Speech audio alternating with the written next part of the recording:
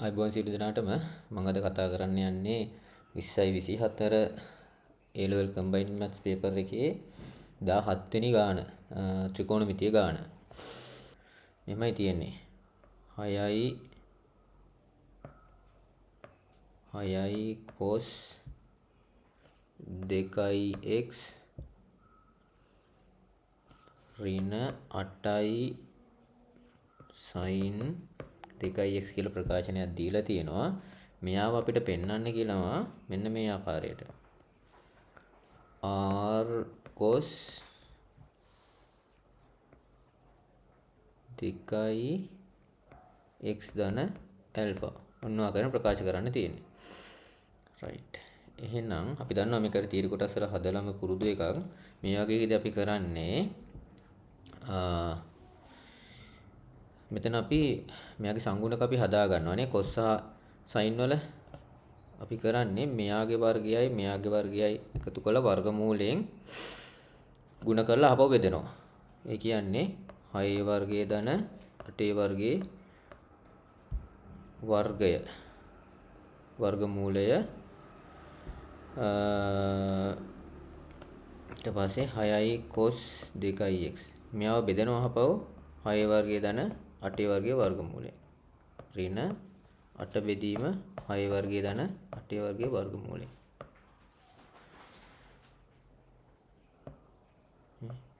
sin 2x. දැන් අපි මුකුත් වැරද්දක් කරලා නැහැ නේද? බෙදනවා ගුණ කරනවා. ආපහු සුළු කරොත් කැපිලා ගිහලා මේකම එනවා. හරි. මෙහෙම කරන්නෙම මෙන්න මේ අපිට ගන්න ඕන නිසා නේද? මේ තියෙන cos 2ක එකතුවක්නේ. cos 2x ධන alpha නේ. නේද? එතකොට cos 2ක එකතුවක් විදිහට මේක හදා ගන්න ඕනේ. හදා ගැනීම අරමුණෙන් තමයි අපි මෙහෙම කරන්නේ. right. එතකොට මේක සුළු කරාම එනවනේ 10යි කියලා නේ. 6 වර්ගයේ 36යි 8 වර්ගයේ 64යි. එතකොට c වර්ගමූලය 10යි. මේක අපිට ලියන්න පුළුවන් 10යි 6 බෙදීම 10 cos 2x ඍණ 8 බෙදීම 10 sin 2x. තවදුරටත් සුළු කරොත් 10 වාරයක්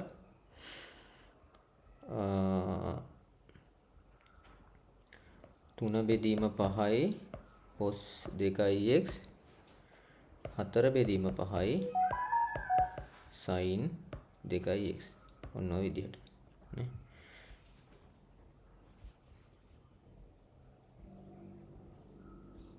right. දැන් අපිට මෙන්න මෙතන නේ මේ alpha කියලා කෝණයක් ගන්න පුළුවන් අපිට මෙයා පෙන්වන්න තියෙන්නේ මේ cos වල එකතුවක් විදිහටනේ නේ. ඒතකොට මෙයාව අපි cos alpha කරගමු. එහෙනම් cos alpha මෙයා නම් 3 බෙදීම 5 මෙතන 4යි මේ ඍජුකෝණීය ත්‍රිකෝණයක් නේ. cos alpha 3 බෙදීම 5යි. එහෙනම් 4 බෙදීම 5 අපිට ලියන්න පුළුවන් sin alpha කියලා. මෙයා cos alpha මෙයා sin alpha නේ. cos alpha 3 බෙදීම 5යි. මේ තියෙන්නේ sin alpha 4 බෙදීම 5යි. නියනිය. right. මෙහෙම ගන්න ඕනේ නිසාම තමයි අපි අර මෙයාලගේ අර වර්ග කරලා එකතු කරලා වර්ගමූලයෙන් බෙදලා අර සැකස් කිරීමක් කරගත්තේ. right. දැන් අපිට ලියන්න පුළුවන් මෙහෙම 10 වැඩි කිරීම cos alpha cos 2x ඍණ sin alpha sin 2x. right. දැන් මට මෙයාව ලියන්න පුළුවන් cos 2x cos alpha sin 2x sin alpha කියන්නේ cos 2x ධන alpha. මෙයා ප්‍රසාරණය කරාම cos 2x cos alpha ඍණ sin 2x sin alpha කියලා එනවා. නේ අපි දන්නවනේ cos a ධන b කියන්නේ cos a cos b ඍණ sin a sin b නේ. ඒක තමයි මෙතන අපි පාවිච්චි කරේ නේ. cos a cos b ඍණ sin a sin b අපිට ලියන්න පුළුවන් අපව cos a ධන b කියලා. right. ඔන්න අපි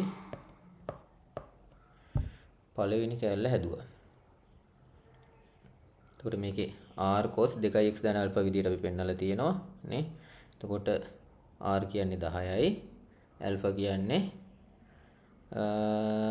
අපිට alpha ලියන්න පුළුවන් cos inverse 3 බෙදීම 5යි නැත්නම් sin inverse 4 බෙදීම 5යිනේ මේ අපිට ලියන්න පුළුවන් r cos 2x ධන alpha මිහි r කියන්නේ 10යි alpha කියන්නේ sin inverse 4 බෙදීම 5යි හරි right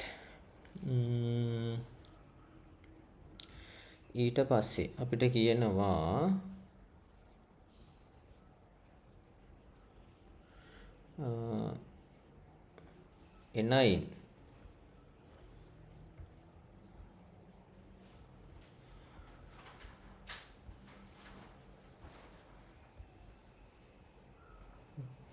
n9 6යි cos 2x ඍණ 8යි sin 2x සමානයි 5 විසඳන්නලු 6යි cos 2x ඍණ 8යි sin 2x සමානයි 5 විසඳන්නලු දැන් ඔය 6යි cos 2x ඍණ 8යි sin 2x වෙනුවටනේ අපි මේ ලියාගත්තේ 10යි cos 2x ධන alpha කියන එක නා නේද? යා වෙනුවට මෙයා ලියා ගන්න පුළුවන් 5යි. එහෙනම් cos 2x ධන alpha අපිට ලියන්න පුළුවන් 5 බෙදීම 10යි. ඒ කියන්නේ භාගයයි. ඒ කියන්නේ cos 60යි. ඔය බෙදීම 3යි. නේ cos 60යි. එහෙනම් මට මෙයා ලියන්න පුළුවන් මෙයාගේ සාධාරණ විසඳුම විදියට 2x ධන alpha සමානයි 2n5 ධන හෝ ඍණ 5 බෙදීම 3යි. මෙයාගේ n කියන්නේ 0 1 2 යන ආදී වශයෙන්. එතකොට 2x මට ලියන්න පුළුවන් 2n5 ධන හෝ ඍණ 5 බෙදීම 3 ඍණ alpha x ලියන්න පුළුවන් n5 ධන හෝ ඍණ 5 බෙදීම 6 දිගටම දෙකෙන් බෙදාගෙන යනවා alpha බෙදීම 2යි මේක තමයි සාධාරණ විසඳුම මේක alpha කියන්නේ අර කලින් alphaම තමයිනේ sin inverse 4 බෙදීම 5යි right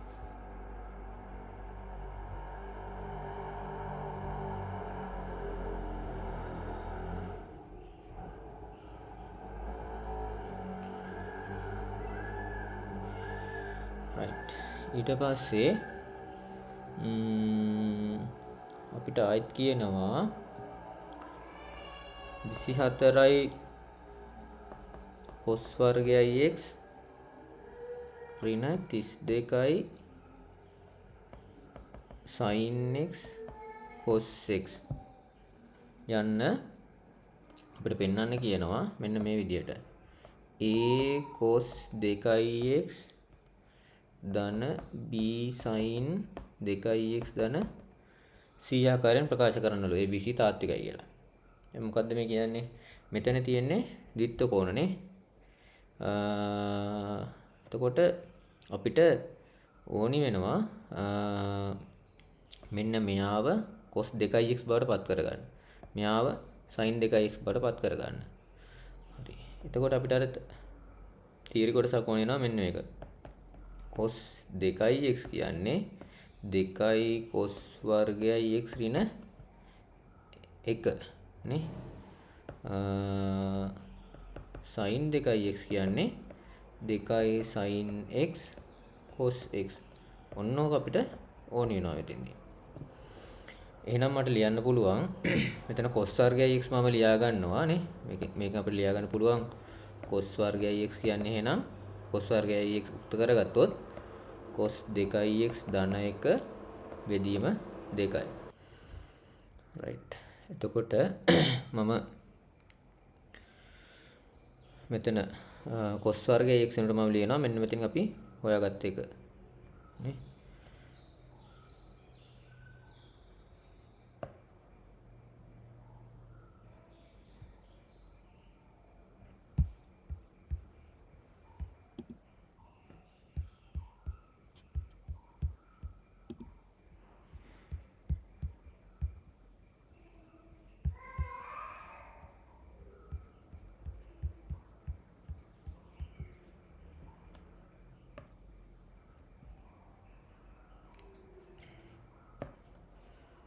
එතකොට 24යි cos වර්ගය x වෙනකන් ලියන්න පුළුවන් cos 2x ධන 1 බෙදීම 2යි. ඍණ මෙතන 32 මට ලියන්න පුළුවන් 16 වාරයක් 2යි sin x cos x. ඒ කියන්නේ 2යි sin x cos x කියන්නේ sin 2x.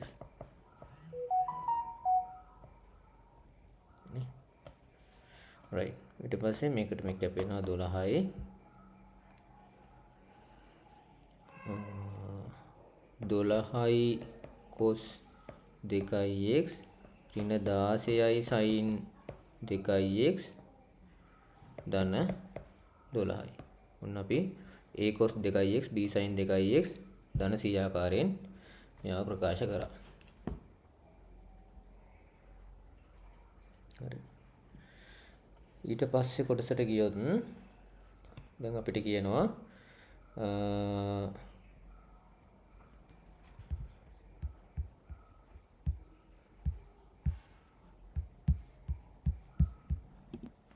දැන් අපිට කියනවා 24යි cos වර්ගයයි x ඍණ 32යි sin x cos x වල අවමගය අපෝහණය කරන්න ඕන. දැන් මෙයා වෙනුවටනේ අපි මෙයාව හදාගත්තේ නේ. එතකොට මෙයා වෙනුවට අපිට ලියන්න පුළුවන් මෙයා කැපිටල් A කියලා අපි ගත්තොත් A සමානයි 12යි cos 2x ඍණ 16යි sin 2x ධන 12. හරි. මෙයාගෙන් ඊට පස්සේ අපි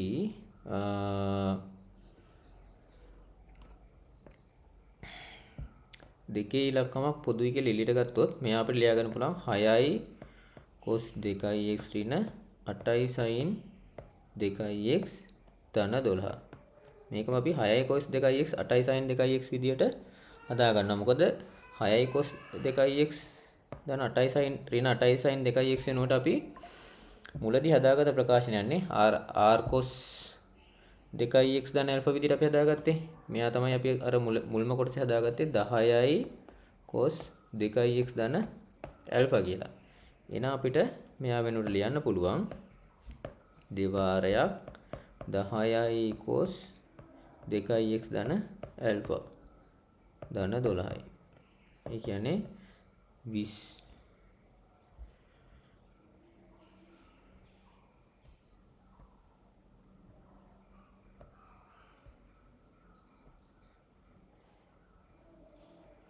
ඒ කියන්නේ 20යි cos 2x ධන alpha ධන 12යි. මේ කැපිටල් A නේ. අපි අහන්නේ A වල අවමගය නේ. මම මෙන්න මේ cos 2x ධන alpha උක්ත කරගන්නවා. එහෙනම් cos 2x ධන alpha උක්ත කරාම එනවා A ඍණ 12 බෙදීම 20යි කියලා. අපි දන්නවා cos θ කියන එක න ඍණ එකක් ධන එකක් අතර තමයි තියෙන්නේ නේ. අපි cos වක්‍රය ගත්තොත් එමනේ. මෙහෙමනේ යන්නේ. ඍණ එකක් ධන එකක් අතරනේ. ඒක නිසා මට මෙයා ලියන්න පුළුවන් cos 2x ධන alpha කියන එක්කෙනා ඍණ එකට වඩා වැඩිව සමානයි කුඩාව සමානයි ධන 1.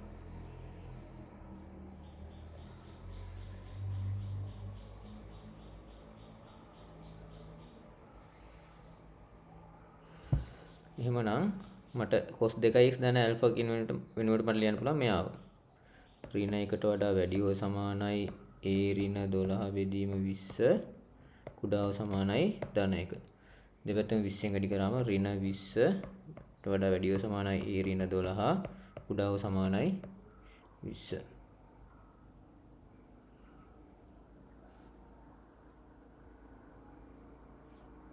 දෙපැත්තම 12ක් එකතු කරාම ඍණ 20 ධන 12 a 20 ධන 12 ඒ කියන්නේ ඍණ 8ට වඩා වැඩිව සමානයි a කුඩා හෝ සමානයි 32. එහෙනම් අවමගය සමානයි ඍණ 8යි. මේ කොටස හරි.